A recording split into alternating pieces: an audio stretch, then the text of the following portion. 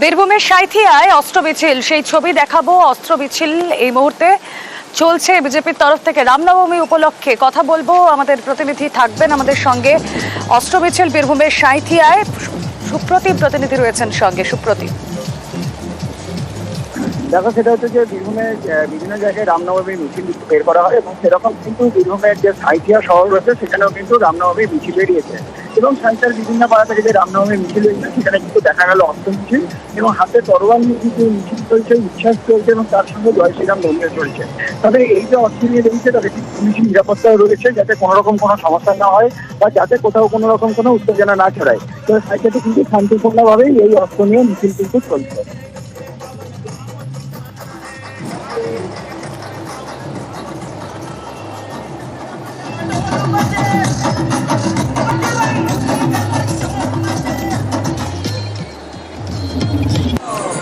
বীরভূমের সাঁইথিয়ার পর ছবি দেখাবো সিউড়ির, যেখানে রেড রোজ ক্লাবের রামনবমীর মিছিল, তরোয়াল, তীরধনুক, ত্রিশূল নিয়ে মিছিল।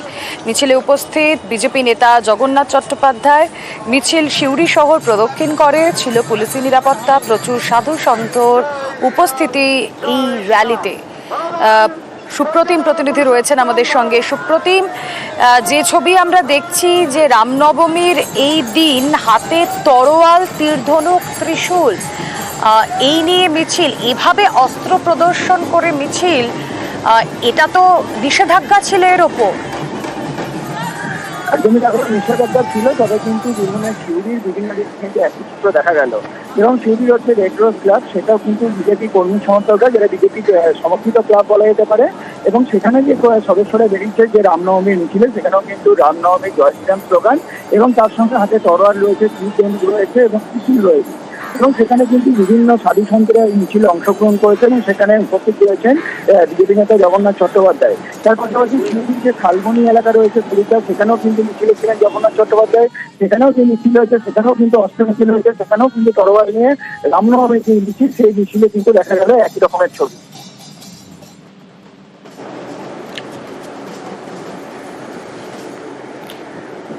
সেন্ট্রাল এভিনিউর ছবি আপনাদেরকে দেখাবো, সেখানে রাম মন্দিরে পৌঁছে গিয়েছেন রাজ্যপাল। সেই ছবি আপনারা দেখছেন, রাজ্যপাল সিভি আনন্দ বোস তিনি পৌঁছে গিয়েছেন সেন্ট্রাল এভিনিউর রাম মন্দিরে। রামনবমী উপলক্ষে রাম মন্দিরে এসে পৌঁছেছেন রাজ্যপাল সিভি আনন্দ বোস।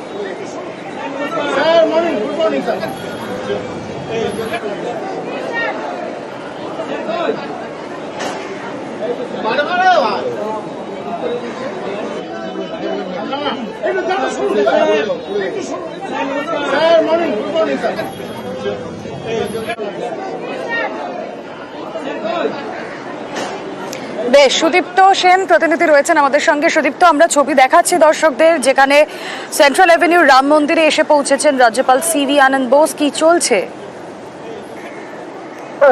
রাজ্যপাল সিভি আনন্দ বোস তিনি এসেছিলেন রাম মন্দিরে এবং রাম মন্দিরে তিনি এলেন এবং গোটা রাম মন্দির তিনি ঘুরে দেখলেন সেন্ট্রাল অ্যাভিনিউয়ের, এবং সেই সঙ্গে তিনি পুজো দিলেন। পাশাপাশি তারপর যখন তিনি বেরোলেন এবং বেরোনোর পর সাংবাদিকদের মুখোমুখি হয়ে তিনি রাজ্যের সকল মানুষকে অর্থাৎ রাজ্যবাসীকে তিনি রামনবমীর শুভেচ্ছা জানালেন। সেই সঙ্গে তাকে যখন প্রশ্ন করা হলো যে আপনি কি অস্ত্রের মিছিল বিশ্বাস করেন, তখন তিনি বললেন যে যে অবৈধ অস্ত্রগুলি রয়েছে সেগুলিতে তিনি বিশ্বাস করেন না, অর্থাৎ এই অবৈধ অস্ত্র নিয়ে বেরিয়ে মিছিলের ক্ষেত্রে তিনি বিশ্বাসী নন, এমনটাই জানালেন রাজ্যপাল সিভি আনন্দ বোস। বেশ,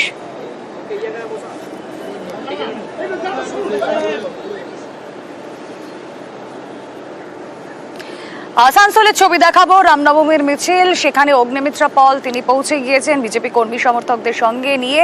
রামনবমীর বর্ণাঢ্য শোভাযাত্রা আসানসোলে রয়েছেন বিজেপি বিধায়ক অগ্নিমিত্রা পল। আসানসোলের রাধানগর রোডে রামনবমী অনুষ্ঠান, অগ্নিমিত্রা পলকে তলোয়ার হাতে নিতে দেখা গেল।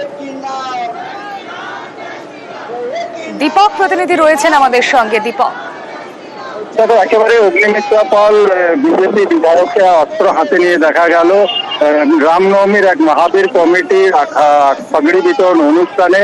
সেই অনুষ্ঠানে পাগড়ি বিতরণ করতে আসেন আসানসোল দক্ষিণের বিধায়ক অগ্নিমিত্রা পাল, এবং সেই অনুষ্ঠানে তাকে অস্ত্র হাতে তুলে দেওয়া হলো। এবং অগ্নিমিত্রা সোজাসুরি কথা বললেন কি এই তেওহার রামের তেওহার এবং অস্ত্র হাতে থাকবে, যদি প্রশাসন মিছিল মিটিং এ কোথাও বাধা দেয় সেই আখাড়া কমিটি বা রামনবমী কমিটির পাশেই থাকবেন তিনি।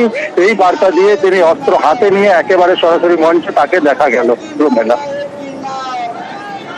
বেশ, আমি ছোটবেলা থেকে আমার দেব দেবীকে অস্ত্র হাতে রেখে এসেছি, পূজা করে এসেছি। মা দুর্গার হাতে অস্ত্র, মা কালীর হাতে অস্ত্র, আমাদের সমস্ত সনাতনী হিন্দু দেব দেবীর হাতে অস্ত্র থাকে। তাই আজকে রামনবমীতে আমরা অস্ত্র তুলে নিয়েছি। এই শিক্ষা আমরা আমাদের সনাতনী হিন্দু থেকে পেয়েছি, হিন্দুত্ব থেকে পেয়েছি, দেব দেবীর থেকে পেয়েছি।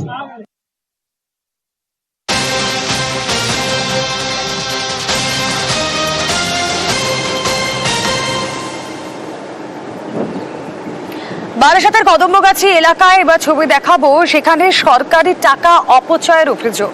কি অভিযোগ, কিভাবে সরকারি টাকা অপচয় হচ্ছে? স্থানীয়দের দাবি আর্সেনিক মুক্ত জল পেতে এখানে সরকারি টাকায় বসানো হচ্ছে নলকূপ, সেটা খারাপ হওয়ার পর পাশে আবার নতুন নলকূপ বসিয়ে দেওয়া হচ্ছে। যারা কল সারাই করছেন তাদের দাবি 100-200 টাকা খরচ করলে পুরনো নলকূপ সারানো যেত। জিয়াউল রয়েছেন সঙ্গে। জিয়াউল, সরকারি টাকা অপচয় কেন করা হচ্ছে? স্থানীয়রা যে অভিযোগ তুলছেন তাতে প্রশাসনের কি বক্তব্য? দেখো, প্রশাসন যেটা বলছেন যে তারা খোঁজ নিয়ে দেখবেন, কিন্তু তাদের কাছে নির্দিষ্ট এই ধরনের কোনো অভিযোগ এখনো পর্যন্ত নেই।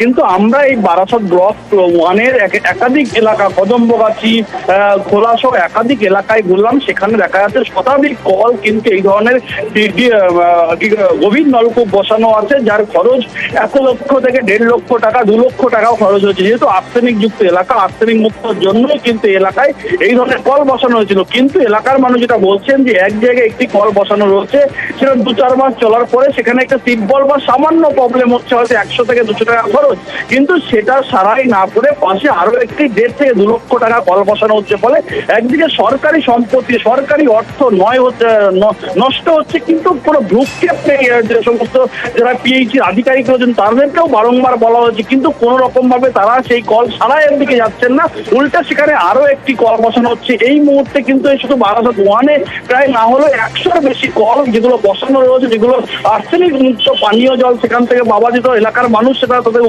উপকৃত হতো, কিন্তু সেই কল একের পর এক জায়গায় পড়ে পড়ে নষ্ট হচ্ছে। ইতিমধ্যে কিন্তু জেলা পরিষদের পক্ষ থেকে জানানো হয়েছে যে দ্রুত তারা পিএইচির সঙ্গে কথা বলবেন, কেন এই কলগুলো একাধিক 100-এর বেশি কল অকেজো হয়ে পড়ে রয়েছে, তারা খোঁজ খবর নিয়ে আগের জায়গায় যাতে ফেরত দেয় সেই ব্যবস্থা তারা করবেন, এমনটা আশ্বস্ত করা হয়েছে। ওকে জিয়া।